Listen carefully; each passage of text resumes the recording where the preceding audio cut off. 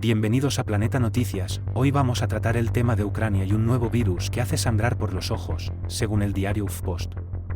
Quédate hasta el final para enterarte de las noticias más impactantes del momento. Si te gusta el contenido, deja tu like y suscríbete. Europa prepara el gran escudo de 100.000 millones de euros para repeler un ataque ruso. El estrés por Rusia no se habrá terminado después de 2025, pase lo que pase en Ucrania, haya un alto el fuego o no, afirmó el comisario europeo de Defensa. El comisario europeo de Defensa y Espacio, Andrius Kubilius, instó la semana pasada a la Unión Europea a ampliar la partida dedicada a potenciar la industria militar en su próximo presupuesto plurianual, 2028 a 2034, para hacer frente principalmente a la amenaza de Rusia, que aseguró irá más allá del actual conflicto en Ucrania. El estrés por Rusia no se habrá terminado después de 2025, pase lo que pase en Ucrania, haya un alto el fuego o no, afirmó Kubilius durante una comparecencia ante la Subcomisión de Defensa del Parlamento Europeo. Aunque reconoció que en cuestiones de seguridad es necesario mantener un ángulo de visión de 360 grados, afirmó que Rusia es definitivamente la mayor amenaza, y lo seguirá siendo durante bastante tiempo. Kubilius, en el cargo desde el 1 de diciembre, se ha comprometido a presentar en los primeros 100 días de su mandato un libro blanco, documento no legislativo, en el que defina medidas que tenemos que implementar en la Unión Europea para estar preparados ante contingencias militares extremas, dijo. Para hablar más directamente, significa estar listos ante la posibilidad de una agresión rusa contra cualquier miembro de la Unión Europea o la OTAN. De hecho, en declaraciones al medio político, el comisario europeo precisó que quiere que el próximo presupuesto de 7 años de la Unión Europea asigne, no muy lejos, de 100.000 millones de euros a defensa. Sería un aumento enorme, que calificó de ambicioso, ya que en la actualidad cuentan con 10.000 millones de euros desde 2021, de los que 8.500 millones financian el Fondo Europeo de Defensa, 1.500 millones, a la industria, explicó. El comisario dejó claro que la estrategia de defensa de la Unión Europea debe tener en cuenta amenazas en diferentes plazos, siendo la más urgente la procedente de Rusia tal y como señalan informes de inteligencia de diferentes países, entre ellos Alemania. Recordó que avisan que antes de concluir esta década Rusia estaría preparada para emprender una agresión militar contra países de la Unión Europea o la OTAN. Siguiente noticia: Putin vacía las cárceles y paraliza el megaproyecto de prisión. El presidente ruso ratificó una polémica ley por la que se permite que delincuentes condenados puedan alistarse en las Fuerzas Armadas en tiempos de guerra. Los planes para construir una superprisión cerca de Ulan-Ude, una ciudad en el lejano oriente de Rusia, han sido archivados, anunció el gobernador de Buriatia, Alexei Sidenov, durante una conferencia de prensa.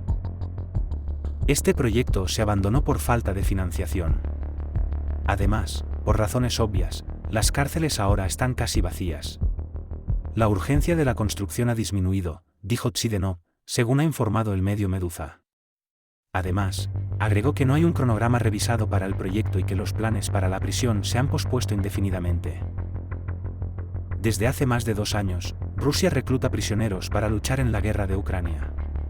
Se desconoce el número exacto de reclusos reclutados en cárceles y centros de detención.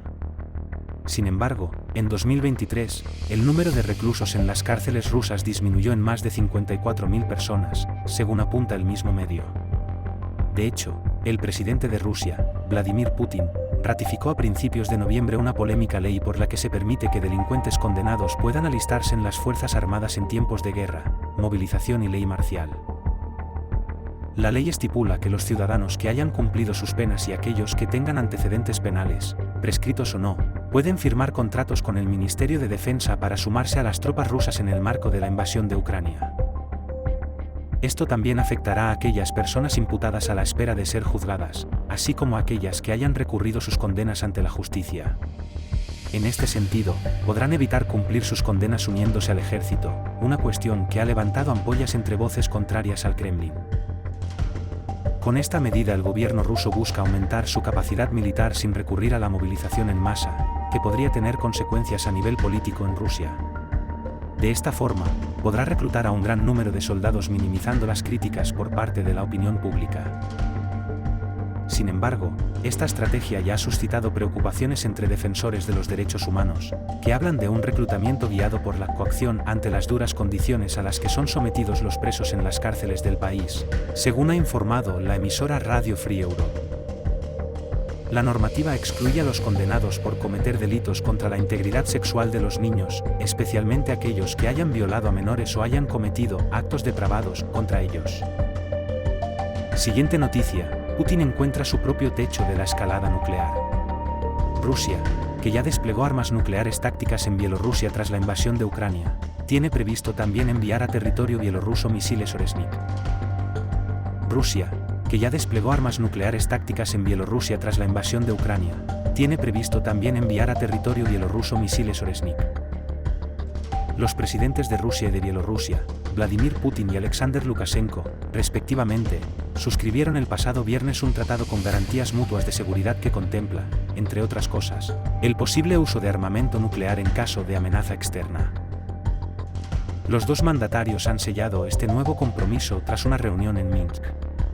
Como ha destacado Putin, el texto incluye obligaciones mutuas encaminadas a garantizar la defensa, proteger la soberanía, la independencia y el orden constitucional de los dos países vecinos, para lo cual se podrían utilizar todas las fuerzas y medios disponibles. Rusia, que ya desplegó armas nucleares tácticas en Bielorrusia tras el inicio en febrero de 2022 de la invasión militar de Ucrania, tiene previsto también enviar a territorio bielorruso misiles Oresnik, un nuevo proyectil balístico que las fuerzas rusas ya han probado en su ofensiva sobre Ucrania y que Moscú quiere producir en serie. En marzo de 2023, el Instituto de Análisis y Conflictología de Rusia preguntó a la gente si apoyarían un ataque nuclear contra Ucrania y los países de la OTAN. Una mayoría absoluta del 88% de los rusos no apoyaría el uso de armas nucleares contra Ucrania. Después de todo, las ojivas nucleares no distinguirán entre quién se salva y quién no. De esta manera, Putin ha llevado la escalada hasta el techo fijado no por Occidente, sino por su propia sociedad, destaca el mismo medio. Siguiente noticia, alerta mundial por el virus mortal que hace sangrar por los ojos. La enfermedad por el virus de Marburgo, EVM, es una patología clínicamente similar a la enfermedad del ébola. Presenta una tasa media de letalidad que se encuentra alrededor del 50%, aunque en brotes anteriores ha oscilado entre el 24% y el 88%, según los datos de la Organización Mundial de la Salud. La misma institución, en cualquier caso, recoge que esta tasa de letalidad puede disminuir notablemente en caso de que el paciente que la padezca reciba atención en la fase temprana de la enfermedad. Esta enfermedad fue identificada por primera vez, recoge la OMS, en 1967, después de que sucedieran dos brotes simultáneos en Belgrado, Serbia, y en las alemanas Marburgo y Frankfurt. Los tres brotes se asociaron al trabajo en laboratorios con monos importados de Uganda.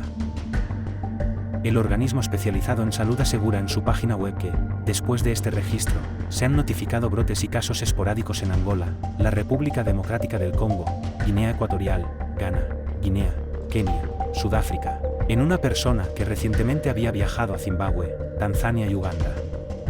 Ha sido en este último punto en el que ha alertado Newsbomb de la presencia de esta enfermedad. ¿Cuáles son los síntomas? Esta enfermedad tiene un periodo de incubación que oscila entre los 2 y los 21 días. Empieza bruscamente, asegura la OMS, con fiebre elevada, cefalea intensa y gran malestar, así como con frecuentes dolores musculares. A partir del tercer día pueden empezar a darse otros síntomas, como náuseas, diarrea acuosa intensa, vómitos o dolores en los abdominales. Y no acaban ahí. A partir del quinto día de enfermedad, los pacientes comienzan a registrar más síntomas. Uno de ellos es la presencia de sangre fresca en heces y vómitos, además de hemorragias en otras partes del organismo. Diagnóstico y tratamiento. Para detectarlo se pueden llevar a cabo una serie de pruebas entre las que se incluyen pruebas de detección de antígenos, cultivos celulares o ensayos con los que detectar los anticuerpos. No hay tratamiento concreto para esta enfermedad. De acuerdo a la información que ha recogido la OMS en su página web, tampoco hay vacunas.